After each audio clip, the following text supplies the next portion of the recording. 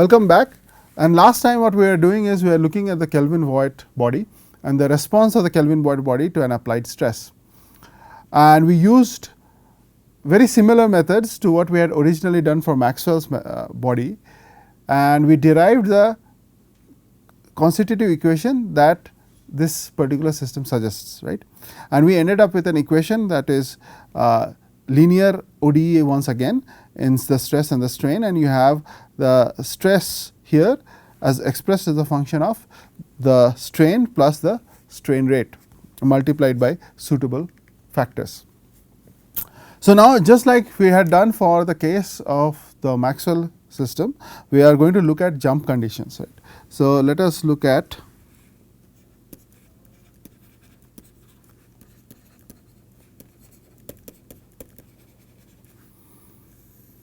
jump conditions. Okay. So, jump condition. So, let us say the first thing we are looking at is jump condition in strain.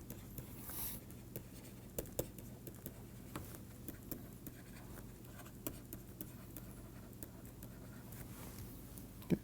So, I am going to express my strain as some epsilon naught times the Heaviside function. Okay. And just to remind ourselves, what was the Heaviside function? H t is the Heaviside function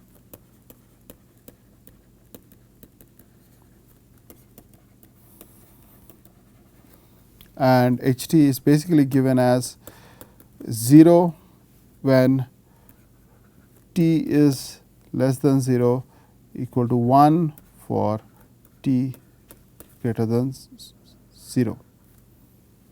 Okay.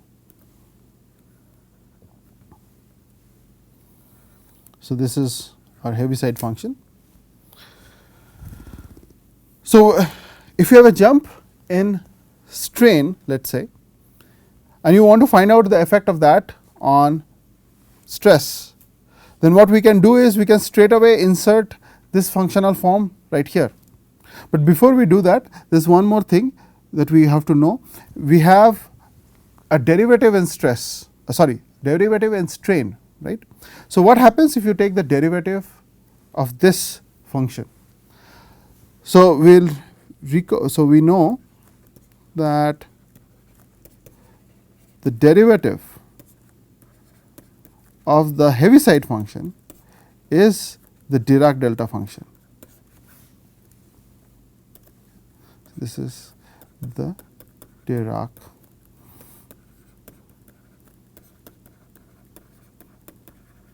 delta function. So, your epsilon dot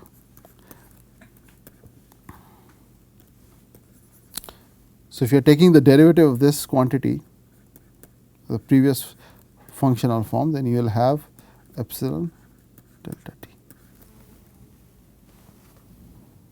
Okay. So, if we use our constitutive relationship to find out the resulting stress, then we get stress equal to E epsilon naught h t plus eta times of epsilon naught del t. So, now if I just want to simplify and I want to write for only t equal to 0 cases, then this implies that the stress is given as E times epsilon naught plus eta times epsilon naught delta t, which implies that we have, if I divide both sides by epsilon naught, then you have, and this quantity is my stress relaxation function. Okay. So, you have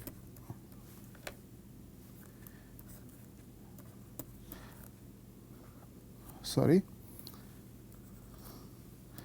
I have taken E as common. So, you have eta by E, right. So, I am just going to write that as lambda again. So, just remember where lambda is equal to. So, this should remind you that this functional form is something that we also got in the Maxwell case. Right. So, this is a form of a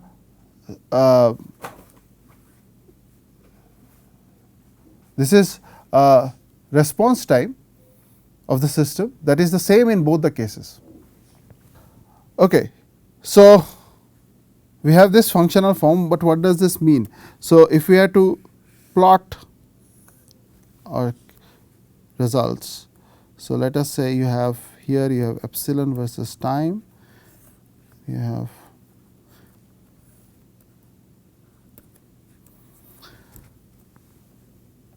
so in this case what you are doing is this, you are applying a known strain to the system and then you are studying what happens to the stress history.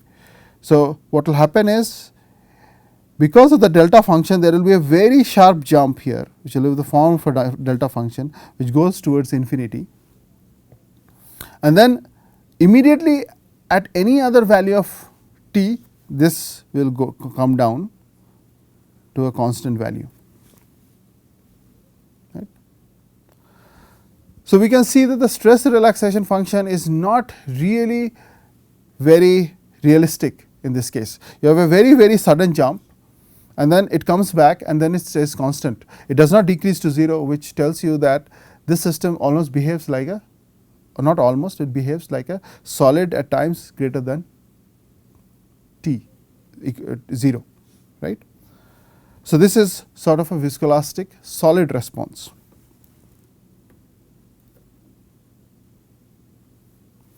Okay. So, now let us take, we have, so we just looked at a jump in strain, right.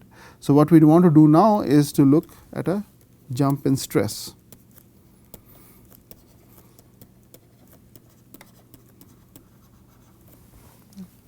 So, to look at a jump in stress, what we are going to assume is that instead of a direct jump, you have the jump as a series of functions that go from 0 to a value of 1 or sigma naught here in a short period of time.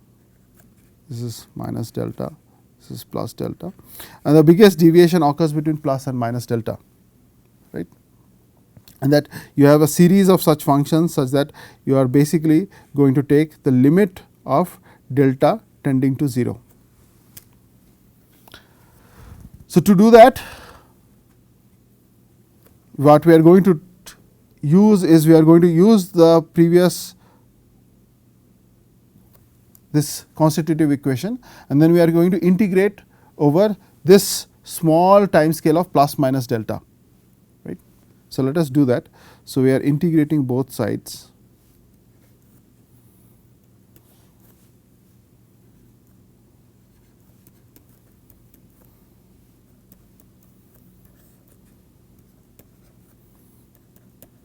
And here you are integrating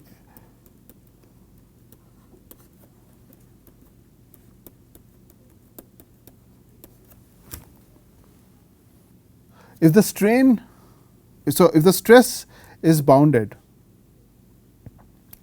then, so by the way this is once again this is not very mathematically rigorous. What I am trying to show you is slightly a hand waving argument here.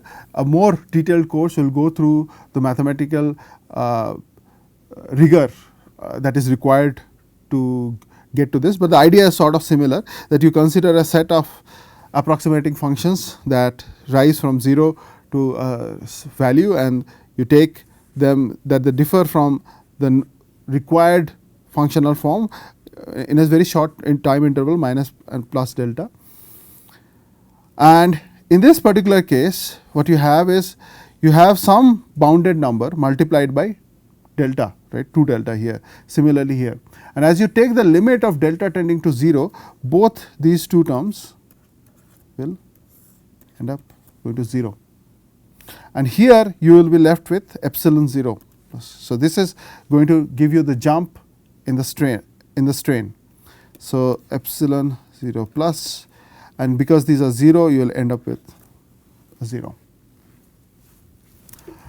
Now, there is an important issue here. We could not apply this in the previous case, and the reason for that is in this particular system you end up having. So, just take a look at this functional form, that the stress has a delta function. The delta function is not a bounded function. In fact, it is not even a proper well defined function. It is, we use it from its particular properties, but it cannot be used in it is not a regular function in that sense. So, this functional form here is not bounded, and because it is not bounded, you cannot use the idea that this will go to 0 because delta is tending to 0, because you might one term is tending towards 0, but the other term, if it becomes unbounded, then you will not have that situation, right.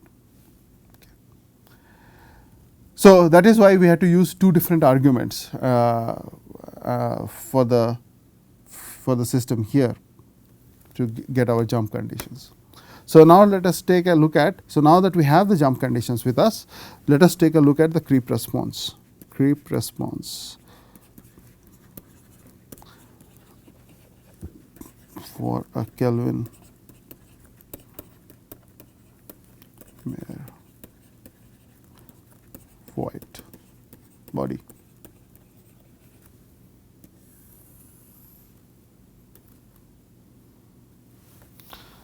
So, for creep response, we have to, what is provided to you is that sigma t is equal to sigma naught for t greater than 0, and now we have to solve this particular equation, epsilon dot plus E by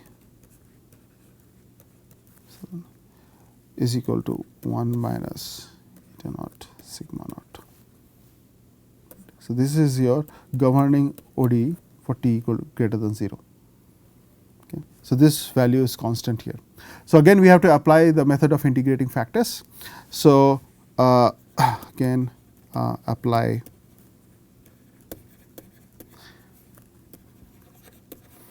method of integrating factors. So, your Vt in this case, once again you will see that it ends up as the same quantity e to the power t by lambda. So, we are left with, so this implies that we have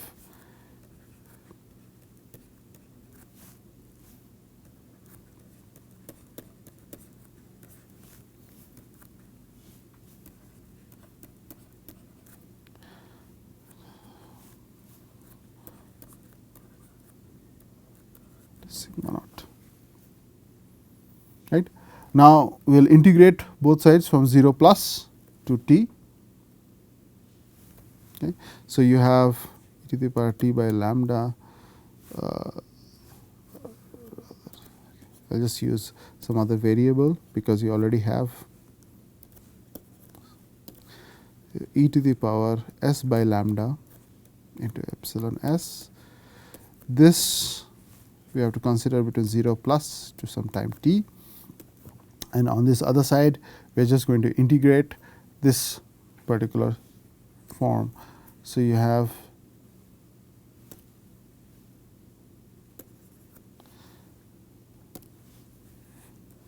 plus to t e to the power t by, so again we have to apply some other dummy variable here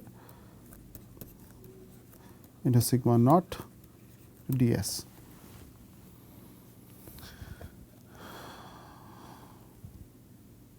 Right. So, you end up with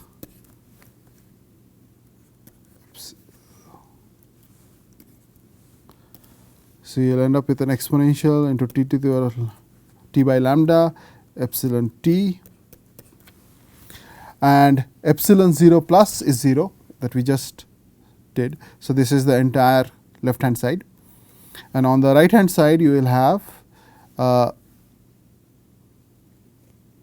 this is e to the power s by lambda into lambda by eta sigma naught. This goes from 0 plus to t. So, you will this will become 0. So, lambda by eta is 1 by e. This is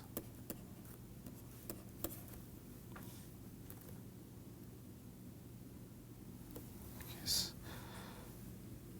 So, your epsilon t is equal to sigma naught by e.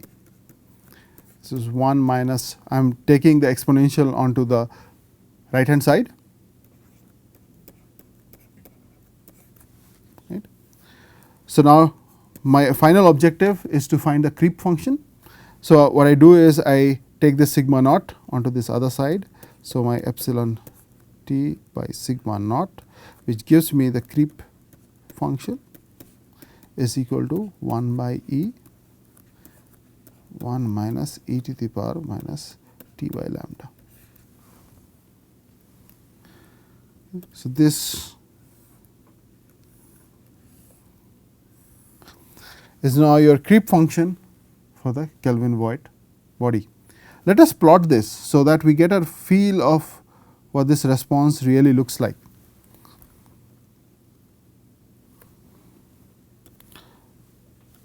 So,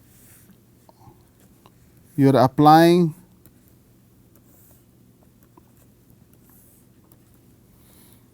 a stress, a constant stress. So, you will be applying sigma naught here, and then you are going to measure what the creep or the strain value is, right. And what you will get is this particular curve. You will get a curve like this, which asymptotically reaches some value. This is your exponential curve right here, and this represents your creep response function for a Kelvin Voigt Meyer body. Now, you can ask yourself whether this is physically realistic or not, and the answer is that it does not look very satisfactory, because it starts from a value of 0. If you recall that the intuitive diagram that we had drawn, that there should have been some quick elastic response to an applied stress, and then there should have been increase with time, but that initial elastic response is totally missing in this particular case. So, even though when you looked at the stress relaxation function that behaved as if the Kelvin Voigt, this particular system has a very strong solid body like response, the creep function does not reflect all of that. It does saturate to a value, but here you do not have that. So, this is acceptable probably in some cases, but it is not a very satisfactory case. Okay. So, we have had the creep response and the stress relaxation function. So, we will quickly look at response to an arbitrary strain. That is what we had done for the Maxwell model. So, the first thing that we had looked at there was response to arbitrary strain history.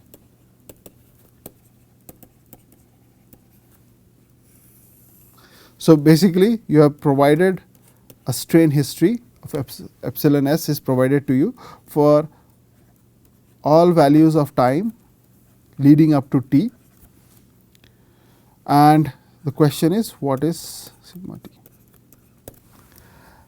Now, if we go back to that equation, the governing equation for this particular body, then we have a very simple form, right. So, we have sigma t is equal to E epsilon plus eta epsilon dot t.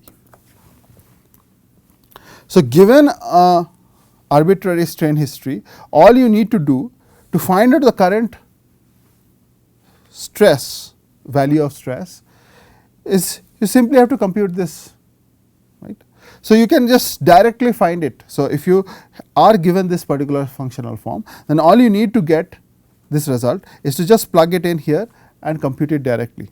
So, this is really easy in that sense.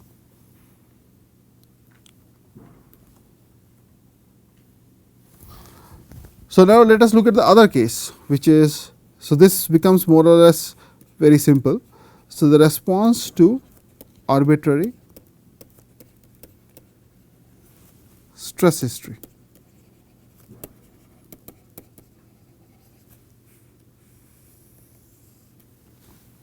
Right. So, if you want to do that, then basically your stress is provided to you as a function of time leading up to all values till t. And the question is, what is epsilon current value of strain? Now, to do that, we realize that what we have to solve is basically the same thing, linear ordinary differential equation, which is non-homogeneous, and that has to be solved, right. So, for that, once again we will need an integrating factor, and an integrating factor in this case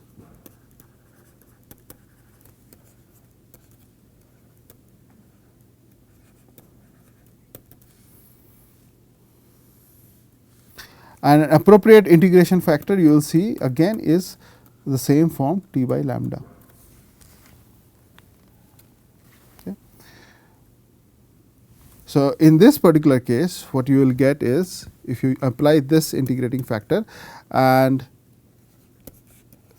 you will end up with e to the power t by lambda epsilon t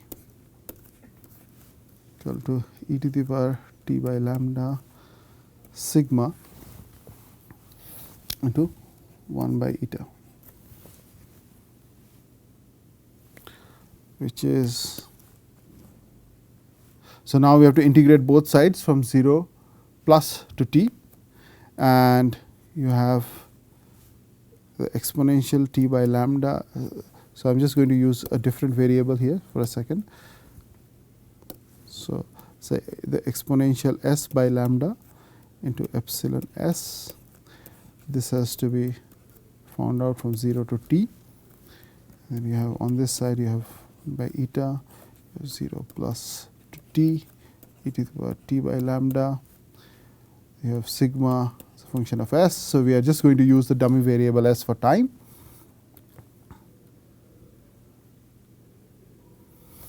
And we know that epsilon 0 plus is 0. So, if you apply that, then you will end up with epsilon t by, sorry, this is exponential function. So, the exponential t by lambda multiplied by epsilon t is equal to this particular 1 by eta integral 0 plus to t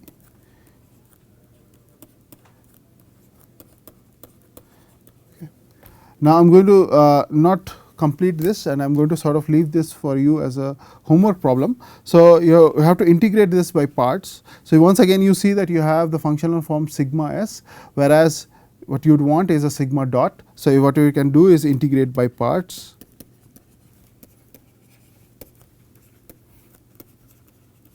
Because I have done it for the previous case, so I will leave it here, integrate by parts to obtain.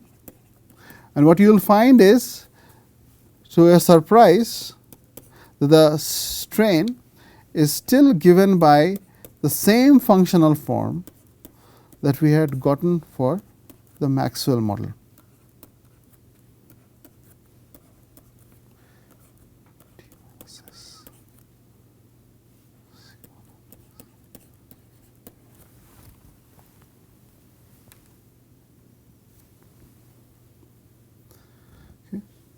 So, this is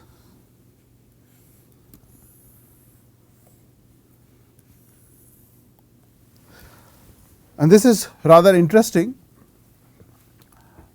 because the two creep functions are very, very different, yet when you try to find out the strain history, the strain from the stress history, you end up with a functional form that is exactly the same as the Maxwell model. So, this indicates that this particular functional form that we are seeing, that I have boxed in red, is a more generic equation that governs such models. Okay. So, for today we will leave it here, and the next class we will look at once again quickly a comparison of the Maxwell and the Kelvin Voigt model, and then we will go on to make more complicated models for ourselves. Okay. So, we will stop here today.